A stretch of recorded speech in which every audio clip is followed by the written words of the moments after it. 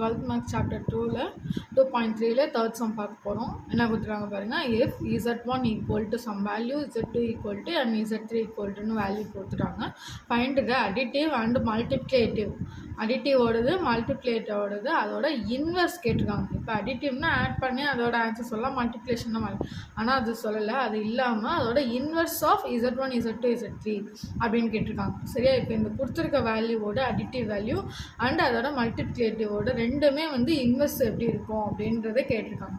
Okay, இப்போ அடிஷன்னா நமக்கு என்ன தெரியும்? அடிஷன்னா அதோட இன்வெர்ஸ் எப்படி? நெகட்டிவ்னா அதோட இன்வெர்ஸ்னால் நெகட்டிவ்.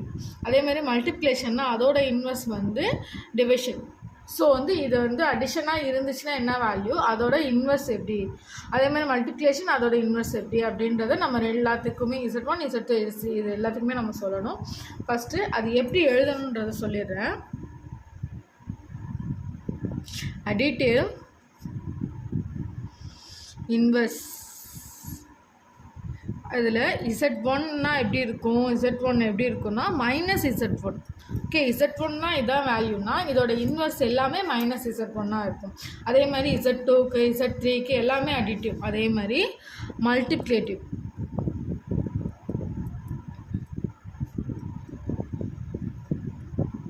மல்டிப்ளேட்டிவோட இன்வெர்ஸ் அதே தான். z1ன்னு எடுத்துக்கிட்டோம்னா இது வந்து மல்டிப்ளிகேஷனில் இருக்குது அப்படின்னா இதோட இன்வெர்ஸ் எப்படி இருக்கும்? டிவிஷனில் இருக்கும் சொன்னோமா. ஸோ 1 டிவைடட் பை z1 என்னவோ அது டிவைடடில் வந்துச்சுன்னா அதுதான் 1 டிவைடட் பை z1. சரிங்களா? இப்போ இது மாதிரி வச்சு நம்ம சம் சால்வ் பண்ணலாம். z1க்கு தனியாக, z2 தனியாக, z3 தனியாக, தனித்தனியாகவே எல்லாத்துக்குமே வேல்யூ கண்டுபிடிக்கலாம். ஃபஸ்ட்டு z1க்கு கண்டுபிடிக்கலாம். z1 நமக்கு என்ன கொடுத்துருக்காங்க? 2 + 5i இது கொடுத்துருக்காங்களா? இதோட இன்வெர்ஸுங்கிறப்ப மைனஸ் z1. மைனஸ் z1னா என்ன வேல்யூ? இந்த மைனஸை இந்த வேல்யூவில் அப்ளை பண்ணணும். ஸோ -2 - 5i இதுதான் இதோட இன்வெர்ஸ். அதே மாதிரி z1 இது வந்து அடிஷன், இது வந்து மல்டிப்ளிகேஷன். இப்படி வச்சுக்கலாம். ஓகேவா? z1ஓட வேல்யூ 2 + 5i. சரிங்களா? இப்போ இது வந்து இன்வெர்ஸ்னால் எப்படி வரும்? 1 டிவைடட் பை z1 அப்படி தானே. அப்போ 1 டிவைடட் பை 2 + 5i இது வந்து இப்படி வந்துருச்சுன்னா நம்ம இதை அப்படியே விட்டுறக்கூடாது. இதை வந்து கான்ஜுகேட்டிவ் எடுத்து சால்வ் பண்ணி தான் சொல்லணும். ஸோ கான்ஜுகேட்டிவ் எப்படி எடுக்கிறதுனா என்னென்னா, இங்கே என்ன வேல்யூ கொடுத்துருக்காங்களோ சென்டரில் உள்ள வேல்யூ ப்ளஸ்னால் இங்கே வரப்போ மைனஸில் வரும், மைனஸ் தான் இங்கே வரப்போ ப்ளஸில் வரும். ஸோ இங்கே ப்ளஸ் வேல்யூ. ஸோ அது அப்படியே மைனஸில் எழுதிடும். வேறு வேல்யூஸ்லாம் எந்த சேஞ்சஸுமே இல்லை, சைன் மட்டும் சேஞ்ச் ஆகும். 2 - 5i. ஸோ ஒன்னோட மல்டிப்ளை பண்ணுறப்ப சேம் வேல்யூ அதே தான் வரும். ஸோ 2 - 5i இது மட்டும் மல்டிப்ளிகேஷன் வரும். 2 2s are 4ன்னு வரும். 2 5s are 10 - 10i, 2 5s are 10 + 10i, 5 5s are 25, i ஸ்கொயரோட வேல்யூ -1. ஸோ மைனஸில் இருக்கிறனால ப்ளஸ் 5 5s are 25ன்னு வரும். ஸோ இதை வந்து கிளியராக எழுதுகிறேன். ஸோ 1 டிவைடட் பை z1 அதோட வேல்யூஸ் என்னென்னா 2 - 5i டிவைடடில் இங்கே ஒரு 4 இருக்கும், இங்கே ஒரு 25 இருக்கும். ஸோ ரெண்டுத்தையும் ஆட் பண்ணோம்னா 29. இதுதான் வந்து z1ஓட இது addition value, addition inverse value, இது மல்டிப்ளிகேஷன் இன்வெர்ஸ் வேல்யூ. அதே மாதிரி z2க்கு கண்டுபிடிக்கலாம்.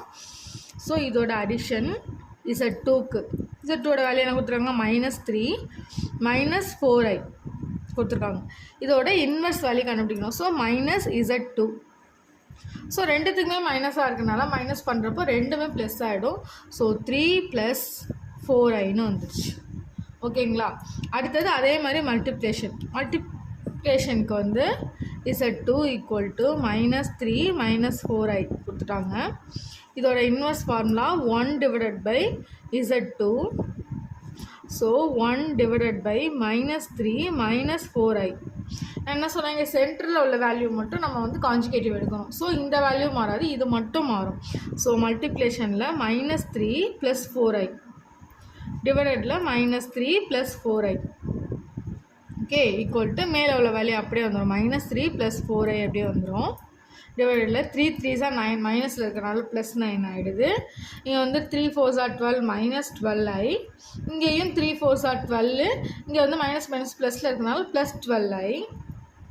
இங்கே 4 4s are 16 I squared minus 1 so plus 1 ஆகிடும் ஸோ 4 4s are ப்ளஸ் 16 மட்டும் வரும் ஸோ எழுதிடும் அவ்வளோதான் Z2 1 divided by Z2 equal to minus 3 plus 4i divided by இங்கே 16ஓட 9 ஆட் பண்ணோம்னா 25 அதுதான் Z2 அதே மாதிரி Z3 கண்டுபிடிச்சிடலாம் இப்போ ப்ளஸ் ஆஃப் Z3 வேல்யூ என்ன கொடுத்துருக்காங்க 1 + iன்னு கொடுத்துருக்காங்க இதோட இன்வெர்ஸ் வேல்யூ கண்டுபிடிக்கணும் ஈக்குவல்ட்டு அப்போ ரெண்டுமே நெகட்டிவில் இருக்கும் ரெண்டுமே ப்ளஸில் இருக்கிறனால ரெண்டுமே நெகட்டிவ் ஸோ -1 - i ஓகே இப்போ அடுத்தது multiplication Z2 equal to 1 + i so டிவைடடில் எழுதுகிறப்போ 1 divided by Z3 பா Z3ஓட வேல்யூ தான் கண்டுபிடிக்கிறோம் சாரி அப்போது இங்கே என்ன கொடுத்துருக்காங்களோ அதை டிவிஷனில் ஃபஸ்ட்டு எழுதிடணும்